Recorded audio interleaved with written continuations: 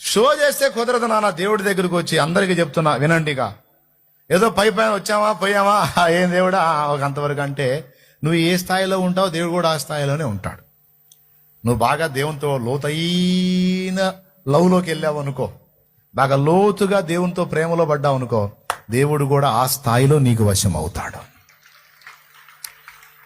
యేసు శిష్యులలో ఒకడైన యోహాను విషయంలో అదే జరిగింది. ఎవరన్నా యేసు ప్రభు దగ్గరికి వచ్చి ఆయన్ని ఆలింగనం చేసుకోవాలంటే, హక్ చేసుకోవాలంటే భయం.